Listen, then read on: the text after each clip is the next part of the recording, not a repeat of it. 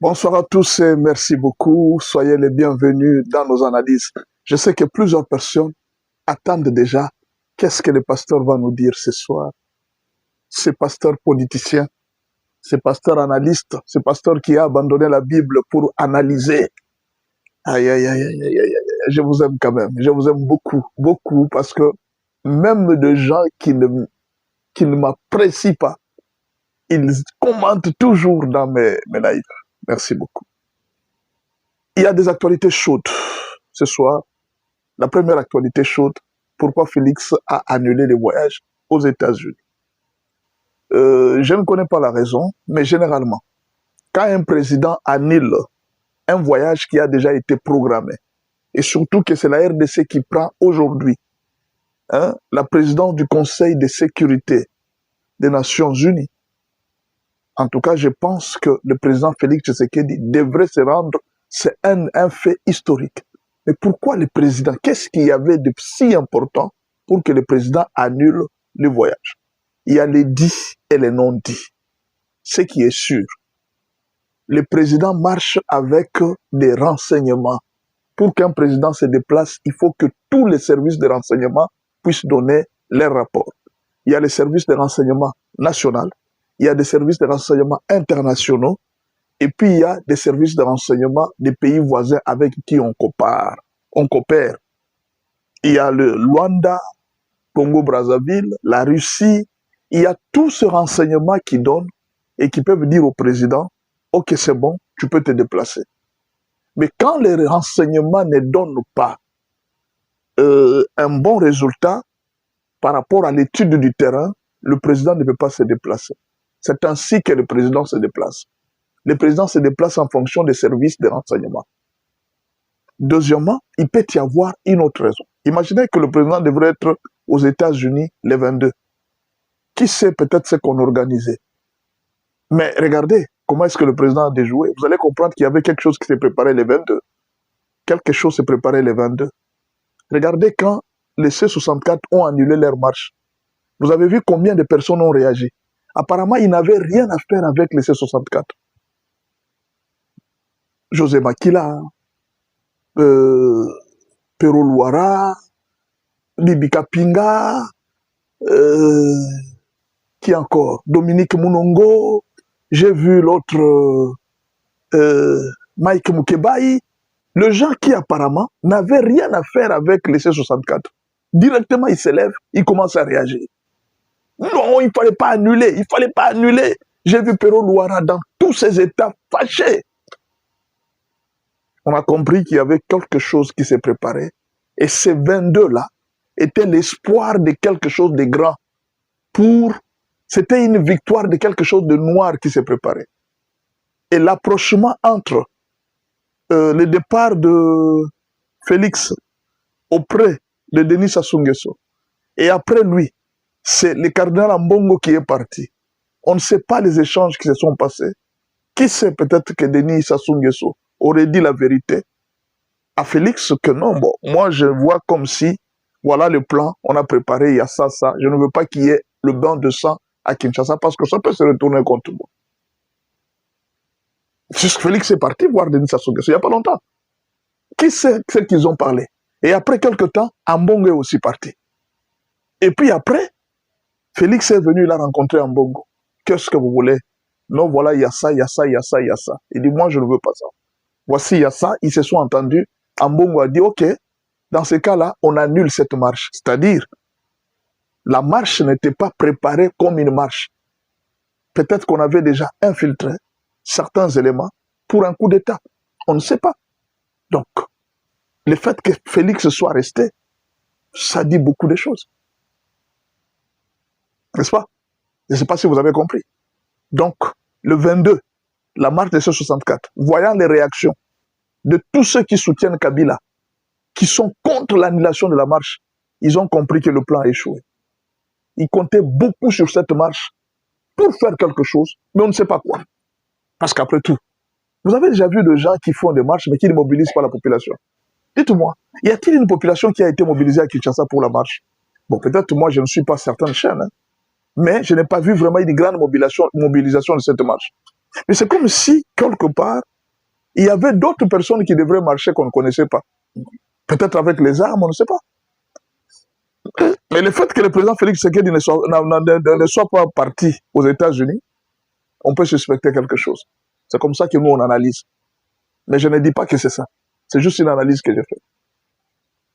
Mais après, quand il y a des choses comme ça, on peut donner un communiqué. Non, le président a annulé le voyage pour telle raison, telle raison. Mais généralement, un président ne peut annuler un si grand voyage qu'à raison de sécurité. C'est prioritaire pour le président. On peut lui dire que si tu quittes ici, tu ne reviendras plus. Parce qu'il y a un plan. Il ne les quitte pas. Bon, on ne sait pas. On les saura peut-être dans les jours qui viennent. Peut-être certains secrets vont commencer à sortir. Mais qu'est-ce qui me fait dire ça? C'est la réaction de tous ces gens qui n'ont pas vu, qui ont vu l'échec de cette marche, l'annulation de cette marche ou bien les reports de cette marche. La deuxième partie, nous allons parler de les erreurs de Joseph Kabila. Joseph Kabila a commis plusieurs erreurs en étant même dans l'opposition. Bon, vous allez dire que non, voilà, je n'ai pas le droit de parler de lui. Non, il y a des erreurs. Quelles sont les erreurs? La première erreur, c'est d'avoir pensé que les armes résolvent tous les problèmes. Si vous avez une arme, vous avez la force. C'est une erreur. Aujourd'hui, le président Félix Tshisekedi lui a montré que la diplomatie est plus forte que les armes. Regardez bien, essayez un peu de lire avec moi la situation. Joseph Kabila commence avec la M23, mais il se cache à Kingakati. Il fait les Mobondo, mais il se cache à Kingakati. C'est à cause de Mobondo que Shadari et Aubin Minakou sont en prison. Donc c'est Joseph Kabila qui était derrière. Les M23, on l'a appris après, que c'est Joseph Kabila qui était derrière. Mais la question est la suivante. Pourquoi Joseph Kabila a changé les M23 en AFC? Ou bien pourquoi il a créé un autre mouvement qui s'appelle AFC, alors qu'il y avait déjà les M23? C'est parce que l'image des M23, de congoliser les combats n'avait pas réussi, il n'y avait que des Tutsis. Il fallait qu'on trouve un Congolais pour dire que le mouvement est vraiment congolais. C'était le plan. Vous voyez, le premier plan du M23, ça n'a pas réussi. Ils ont changé un deuxième plan, on ajoute l'AFC. Vous voyez? Mais malgré qu'ils ont ajouté l'AFC, ça n'a toujours pas réussi. Donc les armes n'ont pas réussi. Les armes n'ont pas réussi.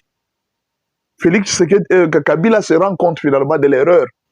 Ils disent non, non. On ne peut pas rester seulement avec les armes. Créons un mouvement politique. Le mouvement politique qu'il a créé, il n'a pas transmis la vision. Il a acheté les consciences. C'est ainsi qu'il a acheté les José Makila, les Pero Louara, certains journalistes et certains politiciens opposants qui sont ici, les Jean-Marc Abound et les autres, tout ça. Oh non, Sauvons le Congo, nous allons créer un mouvement qui s'appelle Sauvons le Congo. La question demeure. Est-ce que le mouvement Sauvons le Congo a-t-il été une réussite? Aujourd'hui, vous allez voir, Pero Louara, Bibi Kapinga, ils ne s'entendent pas. Ils sont en train de s'insulter. Ils s'insultent pourquoi? Alors qu'ils défendent les mêmes maîtres.